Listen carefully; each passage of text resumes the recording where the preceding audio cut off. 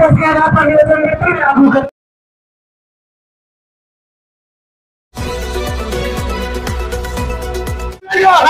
Action news जनता की आवाज में आप सभी को स्वागत है।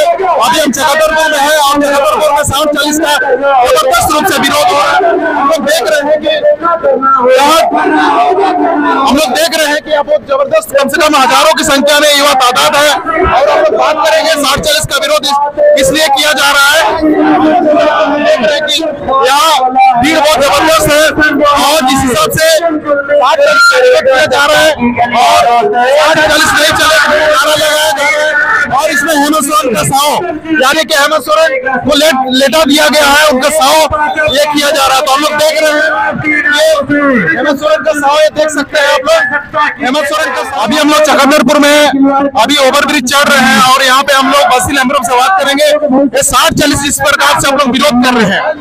देखिए, सरकार ने जिस सरकार को झारखंड में जिस उम्मीद के साथ, जिस आशा के साथ हम लोगों ने लेके आया था, हम लोगों ने खुद उसका वोट दिए हैं, हम लोगों ने प्रचार प्रसार किया, हमने लोगों को समझाया और सत्ता में बैठाया और जिस उम्मीद के साथ हमने लेके आया उस उम्मीदों को कहीं ना कहीं हम लोग उस उम्मीद से पूर्ति होते हुए नजर नहीं आ रहे।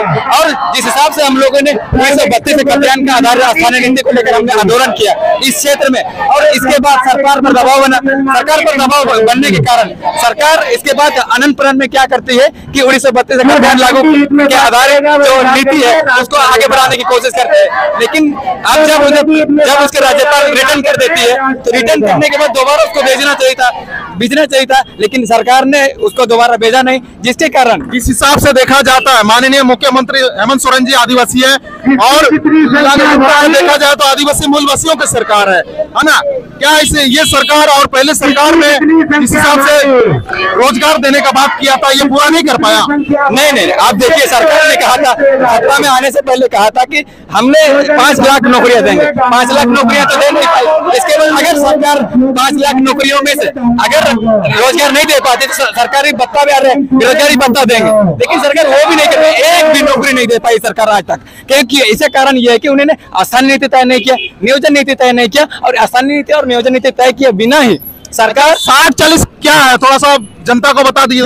7:40 ये है, 7:40 का मतलब ये है कि अगर इस राज्य में कोई नियोजन आती है तो उस नियोजन में 60% यहाँ के लोगों को रोजगार दिया जाएगा और बाहर से पूरे भारत के लोगों के लिए 40% ये किया गया, अलग किया गया। तो बात ये है कि 60% में भी कौन लोग है वो नहीं पता है, लेकिन स्थानीय नीति तय नहीं हुआ। स्थानीय नीति तय नहीं होने के कारण ये होता है कि जो लोग यहाँ पे कौन लोग स्थानीय है ये निर्धारित नहीं होने के कारण 60% में भी हम लोग सुरक्षित नहीं है। इसका मतलब ये है कि 100% में भी हम लोग का संभावना नहीं बन सकती, क्योंकि यहाँ पिछड़ा राज्य है और यहाँ पे मैं आपको ये पूछना चाहता हूँ, जिस हिसाब से कहा जा रहा है कि आप लोग ट्विटर में भी 5 लाख से ट्वीट कर दिए थे, है ना, उसमें भी कहा गया था कि 9,000 सिर्फ झारखंडी युवाओं का, बाकी सब फेक था। और जिस हिसाब से कहा जा रहा है कि ये भाजपा का षड्यंत्र द्वारा किया जा रहा है, कितना सही है? नहीं, बिल्कुल नहीं। जो भी कह रहे हैं, देखिए, ट्वीट ऐसे एक आदमी 2 का ट्वीट नहीं कर सकता है, एक आदमी एक ही ट्वीट कर सकता है। अब बताइए, 5 लाख से अधिक लोग ट्वीट किए हैं इंडिविजुअली। बताइए, बिहार का आदमी ये 90-10 को समर्थन करेगा? नहीं करेगा। यूपी का आदमी समर्थन करेगा? नहीं करेगा। तो किस हिसाब से कह रही है सरकार की ये फेक है? और उसका जो सर्वे है, उसका सर्वे आप कैसे पता चला है कि यहाँ के लोग ये के लोग ही इस सर्वे में भाग लिए? बाहर के लोग भी तो सर्वे में भाग ले सकते हैं। क्या है उसके पास, सरकार के पास डाटा नहीं? आप सही बताएं, जब फोन आया था ना, केवल आप हेलो बोलिएगा ना, हेलो बोल करके और उसमें थैंक यू बोल करके उसको आपको पॉजिटिवली आपको कलेक्ट कर दिया जाता है। बिल्कुल। हेमंत सोरेन ने कहा था कि आप लोगों को फोन करके लाखों या 2 लाख से अधिक लोगों को फोन करके आप लोग हाँ बोले हैं, और अभी आप लोग क्यों विरोध कर रहे हैं? नहीं, केवल हेलो बोल देने से उसको हाँ हो गया, ऐसे थोड़ी होता है। हेलो बोलने से हाँ थोड़ी होता है। हेलो बोलने के बाद मतलब ये नहीं कि हम जो चाहते हैं, हम जो बोलना चाहते हैं, वो हम जो अपना व्यक्त करना चाहते हैं, हम जो अपना पीड़ा व्यक्त करना चाहते हैं, वो तो नहीं हो पाया। तो सरकार एकदम फेक ही है, एकदम फेक जो सर्वे करा करके यहाँ के लोगों को, यहाँ के छात्रों को भटकाने का प्रयास कर रही है। तो अभी जिस हिसाब से अभी लोगों को बीच में जाएगा, जिस हिसाब से ये जनसैलाब है, जिस हिसाब से ये आप युवाओं का जनसैलाब देखा जाए, कहा कि इतना युवा तादाद में इस प्रकार निकलते नहीं है, तो हम लोग देख रहे हैं कि युवा जो आवे जहाँ तक नजर जाएगा वहां तक है। क्या यह युवा किस लिए आए हैं देखा जाए तो? देखिए, ये युवा जो है अपनी पीड़ा को व्यक्त करने हैं। जिस समय ये लोग को कॉपी कलम और किताब पकड़ करके अपनी भविष्य संवारना चाहिए था, उस समय ये लोग रोड में आकर के ये लोग हमारी बहनें हमारे भाइयों को रोड में खड़ा कर दिया गया। इसका मतलब ये कि ये तानाशाह सरकार है और ये सरकार नहीं चाहती है कि यहाँ के लोगों को, यहाँ के बेरोजगार छात्र छात्राओं को नौकरी मिले। बाहर के लोगों को ये लेके आने का ये षड्यंत्र है। तो क्या हम लोग ये शौक है कि यहाँ बाहर से आकर के हम लोग ये रोड में हम लोग चलेंगे, ये तो हमें शौक नहीं ना है। नहीं तो अगर हम लोग सरकार अगर नियोजन दे देते तो आज हम लोग नहीं होती। सरकार 4 साल होने जा रही है, एक भी नौकरी आज तक दे नहीं पाई है यहाँ के लोगों को। इसीलिए हमारी बहनें हैं ये आज इस स्थिति में है कि इन लोगों को आज सड़क पर उतरने पर मजबूर है, ये स्थिति है। तो आगे हम लोग बात कर रहे हैं, आगे भी हम लोग बात करेंगे। हम लोग देख रहे थे कि चकधरपुर में यानी कि कुछ दिन पहले से जबरदस्त रूप से युवा का जिस प्रकार से जयराम महतो ने विधानसभा में विरोध किया, अभी युवा ये चकधरपुर में हजारों की संख्या में आप देख सकते हैं, जहां तक आपका नजर जाएगा वहां तक युवा का एक सैलाब है देखा जाए तो। ये 60-40 जो है आप माननीय हेमंत सोरेन का षड्यंत्र निकाल रहे हैं, क्या है अंदर में? असल में जो 60-40 है नेट के फॉर्मूले से झारखंड ने नियोजन नीति लाया है। इससे एक तरह से आप कह सकते हैं कि झारखंड को आजाद भारत का गुलाम राज्य बनने में देर नहीं लगेगा।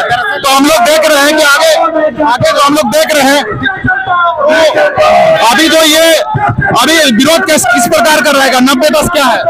90-10 असल में जो 60-40 की नियोजन नीति इन्होंने लाया है, हमारी मांग है कि उसे 90-10 किया जाए। और इसके अतिरिक्त बिना जातीय जनगणना किए इन्होंने राज्य पूरे प्रदेश में राज्य स्तर पर आरक्षण रोस्टर लागू किया है। उसका कोई आधार नहीं है क्योंकि आपके पास आंकड़े नहीं है। सबसे पहले बिहार के तर्ज पर जातीय जनगणना करे और पूरे प्रदेश में झारखंड राज्य में राज्य स्तर जिला स्तर पर आरक्षण रोस्टर लागू करे। तीसरी मांग है, यहाँ 2 दिन पहले नोटिफिकेशन निकालकर डीएलएड के कोर्स को सरकारी संस्थानों में खासकर जिला शिक्षा और प्रशिक्षण संस्थान जितने हैं और प्राथमिक शिक्षा महाविद्यालयों से इन्होंने सत्र 2023 और 25 सत्र के लिए डीएलएड के कोर्स को बंद कर दिया है। सीधे शब्दों में यहाँ के जो गरीब बच्चे हैं जो आर्थिक रूप से पिछड़े हैं उनको डीएलएड का शिक्षक बनने के अवसर से वंचित रखा जा रहा है। ये निजीकरण को बढ़ावा दे रहे हैं क्योंकि इनको 2.5 लाख के तकरीबन खर्च करके डीएलएड का कोर्स करना पड़ेगा, जो ये 15,000 के कोर्स खर्चे में अपना कोर्स कंप्लीट कर लेंगे। हम लोग बात करेंगे, हम लोग जिस हिसाब से कहा जाता है कि माननीय हेमंत सोरेन आदिवासी है और बहुत सारे आदिवासी मूलवासी का इसमें सरकार चल रहा है, तो ये आदिवासी मूलवासी का जैसे आपका देखा जाए तो आदिवासी मुख्यमंत्री है, महतो में मुख्यमंत्री है, बहुत सारे यानी कि देखा जाए तो आदिवासी सरकार चल रहा है, तो ये क्या उसको समझ में नहीं आ रहा अभी तक? दरअसल पिछले 1 साल से, क्योंकि जब ये सरकार 2016 की नियोजन नीति लाई गई थी उसमें अभी जो सर्वे हुआ जिसमें कॉल रिकॉर्डिंग के जरिए इन्होंने कहा कि हमने सर्वे किया है और ये बिल्कुल फर्जी है क्योंकि सारे छात्रों से जब हमने मिला तो स्पष्ट मालूम पड़ा कि इन्होंने बिना उनकी राय लिए, बिना हाँ या नहीं सुने, बिना उनकी कोई राय या सलाह लिए इन्होंने उसको कहा कि यहाँ के जितने भी कॉल रिकॉर्डिंग हुए उसमें से 73% ने इसमें हामी भरा है। और इसके बाद ट्विटर पर महा कैंपेन चलता है, एक बड़ा अभियान चलता है और 5 लाख से ज्यादा झारखंड के स्थानीय अभ्यर्थियों ने ट्वीट करके इसका विरोध जताया कि ये फर्जी था। और इसके बावजूद ये जब सत्ता में आई तो नियोजन सबसे बड़ा मुद्दा था। इन्होंने दावा किया था कि प्रत्येक वर्ष हम 5 लाख नौकरियां यहाँ के स्थानीय युवाओं को मुहैया करवाएंगे और इन्होंने स्थानीयता अभी तक तय नहीं किया। पिछले 1 वर्ष से इसी बात को लेकर, इसी विषय को लेकर जहां पूरे झारखंड में एक व्यापक रूप में छात्रों का आंदोलन चल रहा है। आप देख सकते हैं कि भारी संख्या में, हजारों की संख्या में आज चक्रधरपुर में ये रैली निकाली गई है और हेमंत सोरेन की शव यात्रा निकाली जा रही है क्योंकि हमने शांतिपूर्ण आंदोलन किया, हमारी बात नहीं सुनी गई। अंततः जिन विद्यार्थियों को, जो ये जितने भी दिख रहे हैं आपको प्रतियोगी परीक्षाओं की तैयारी करने वाले, नौकरी की तलाश में जुटे छात्र छात्राएं हैं जिनको आज किसी पुस्तकालय में या पढ़ते हुए किसी विद्यालय कॉलेज में रहना चाहिए था, सड़कों पर अपनी मांगों को लेकर है। तो इस प्रकार से इनसे हालांकि नियोजन इनका मुख्य मुद्दा रहा है, लेकिन वो अब इससे दूर हटती नजर आ रही है। इस विषय पर बहुत गंभीर नजर नहीं आ रही है, क्योंकि इनकी निर्धारित नीतियां इसकी प्रमाण है। तो आगे जिस प्रकार से अभी आप लोग एक आंदोलन कर रहे हैं, सरकार को दिखा रहे हैं, आगे आप क्या करने वाले हैं? आगे हमने रणनीति बनाया है और ये व्यापक रूप से सारे क्षेत्रों का सर्वसम्मति से लिया गया निर्णय है। अगर सरकार नहीं मानती है और इस सत्र में कुछ बड़ा निर्णय लेते हुए यहाँ के स्थानीय विद्यार्थियों को, यहाँ के स्थानीय छात्रों को नियोजन में अवसर प्रदान नहीं करती है, तो फिर पूरे सारे सड़क जाम कर दिए जाएंगे। सीधे शब्दों में आर्थिक नाकेबंदी का रास्ता अपनाया जाएगा। आगे जो रास्ता हम अपनाने वाले हैं आर्थिक नाकेबंदी का हो। सर परिचय दे दीजिए। बसंत महतो। ठीक है, तो हम लोग बात कर रहे हैं कि यहाँ पे 60-40 का विरोध हो रहा है चकदरपुर में। क्या विरोध कर रहे हैं, कुछ पता है? नहीं सर। चलो, आपको कुछ नहीं पता, आगे चाहिए।